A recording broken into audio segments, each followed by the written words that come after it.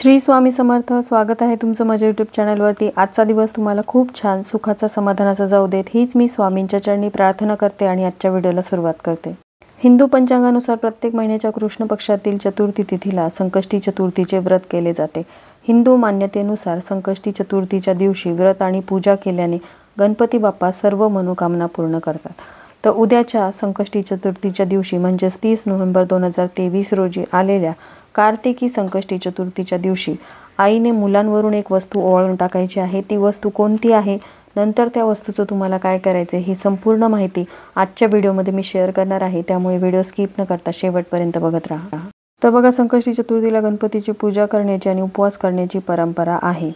या दिवशी व्रत केल्याने करिअर, व्यवसाय, संपत्तीच्या मार्गात येणारे सर्व अडथळे दूर होतात। या दिवशी काही विशेष उपाय केल्याने तुमच्या जीवनातील संकटे दूर होतात आणि तुम्हाला तुमच्या करिअरमध्ये यशासह प्रगती मिळवण्याची संधी मिळते। गणपती बाप्पा हे विघ्नहर्ता तर आहेतच, पण त्याचबरोबर ते विद्येचे दैवत आहेत, त्यामुळे आईने मुलांसाठी हा उपाय करावा। मुलांना घेऊन जर तुम्हाला हा उपाय करणं शक्य असेल तर तुम्ही करू शकता, पण बऱ्याचदा मुलं शाळेत गेलेली असतात किंवा मुलं बाहेरगावी हॉस्टेलवरती राहत असतील तर त्यासाठी मग आईने मुलांसाठी हा उपाय करायचा आहे। तर बघा, आपल्या मुलांच्या बाबतीतल्या सर्व समस्यांसाठी हा अत्यंत प्रभावशाली उपाय आपल्याला करायचा आहे। मुलांच्या मार्गामध्ये असलेले सर्व अडथळे दूर होऊन त्यांना निश्चितपणे यशप्राप्ती या उपायामुळे मिळेल।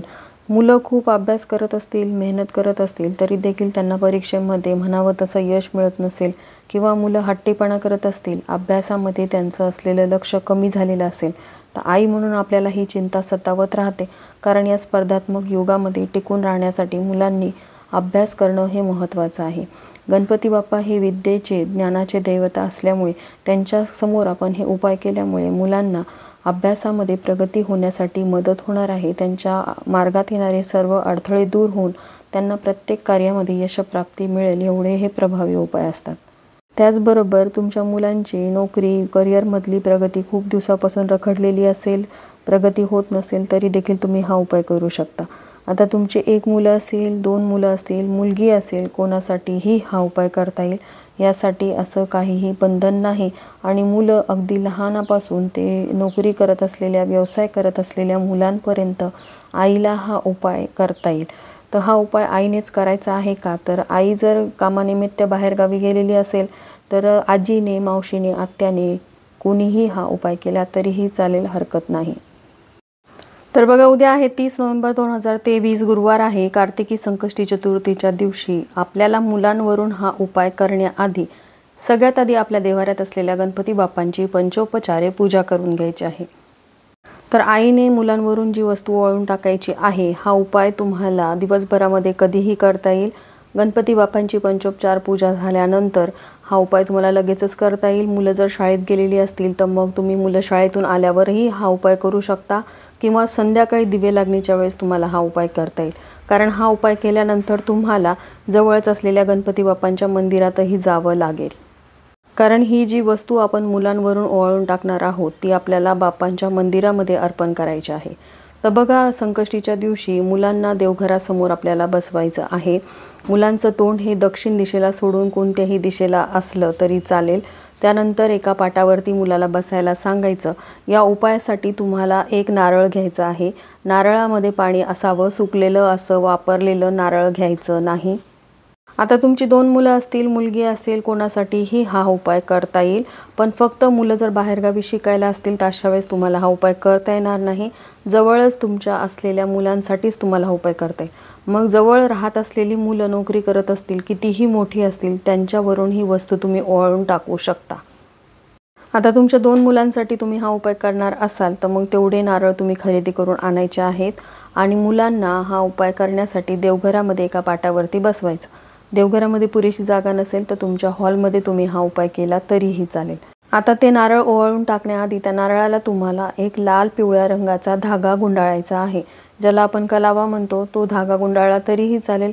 कलावा तुमच्या घरामध्ये नसेल, पांढऱ्या रंगाचा धागा घ्यायचा, त्याला थोडंसं कुंकू लावायचं आहे आणि तो धागा तुम्हाला 5, 7, 11 या संख्येने गुंडाळायचा आहे। हा गुंडाळत असताना तुमची इच्छा, मनोकामना बोलत राहायची आहे, मनोमन ही इच्छा व्यक्त करायची आहे आणि जेवढे फेरे तुम्हाला मारायचे तुमच्या इच्छेनुसार तुम्ही ते मारू शकता। आता त्यानंतर मुलावरून हे नारळ उतरून घ्यायचं आहे। तर मुलावरून हा नारळ उतरत असताना मुलाच्या डोक्यापासून ते पायापासून पूर्ण गोलाकार आकारामध्ये हा 7 वेळा नारळ उतरून घ्यायचा। त्यानंतर तो नारळ आपल्याला बाजूला ठेवायचा आहे। दुसऱ्या मुलाला पाटावरती बसवायचं। त्या मुलासाठी परत दुसरा नवीन नारळ घ्यायचा। त्या नारळाला तुम्हाला लाल रंगाचा धागा 5, 7 किंवा 11, 21 या संख्येने गुंडाळायचा आहे। तो धागा गुंडाळून झाल्यानंतर अशाच प्रकारे 7 वेळा तो नारळ मुलाच्या डोक्यापासून पायापासून परत डोक्यापर्यंत अशा 7 वेळा उतरून घ्यायचा आहे। त्यानंतर ते दोन्ही नारळ तुम्हाला बाजूला ठेवून द्यायचे आहेत आणि हे नारळ घेऊन तुम्हाला जवळच असलेल्या बाप्पांच्या मंदिरामध्ये जायचं आहे। मंदिरात जाण्यापूर्वी तुम्हाला बाप्पांसाठी काही सोबत वस्तू न्यायच्या आहेत, ज्यामध्ये तुम्हाला पूजेचं ताट न्यायचं आहे। त्या ताटामध्ये तुम्हाला हळदी कुंकू, अक्षता, फुलं, धूप, दीप, नैवेद्य, ज्यामध्ये तुम्ही मोदकाचा नैवेद्य किंवा खडी साखर नेली तरीही चालेल, हे 2 नारळ सोबत घ्यायचे। मुलांच्या हाताने तुम्ही तिथे पूजा करू शकता। बाप्पांची पंचोपचार पूजा झाल्यानंतर हे नारळ बाप्पांच्या चरणाशी अर्पण करायचे आहेत। जर तुम्ही दोन्ही मुलांना सोबत घेऊन गेले असाल तर प्रत्येकाला आपापलं नारळ बाप्पांच्या चरणी अर्पण करायला सांगायचं। तुमची इच्छा, मनोकामना जी आहे ती बाप्पांसमोर व्यक्त करायची आहे। मुलांच्या मार्गामध्ये येणारे सर्व अडथळे दूर होऊन तुमच्या मुलांची उत्तरोत्तर प्रगती व्हावी यासाठी अत्यंत प्रभावशाली हा उपाय आहे।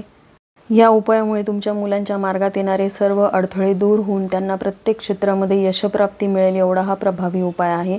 फक्त हा उपाय करण्यासाठी तुमची मुलं ही तुमच्या जवळ असायला हवीत।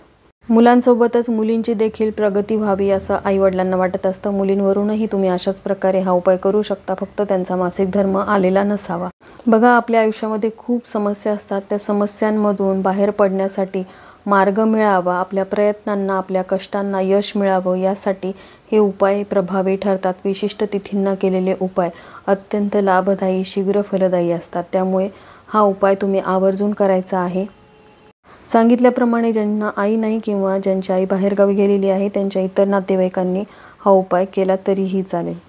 तर चला, झालेली सेवा मी स्वामींच्या चरणी अर्पण करते। इथेच व्हिडिओचा एंड करते। व्हिडिओ आवडला असेल, हेल्पफुल वाटला असेल तर लाईक, शेअर, सबस्क्राईब करायला विसरू नका।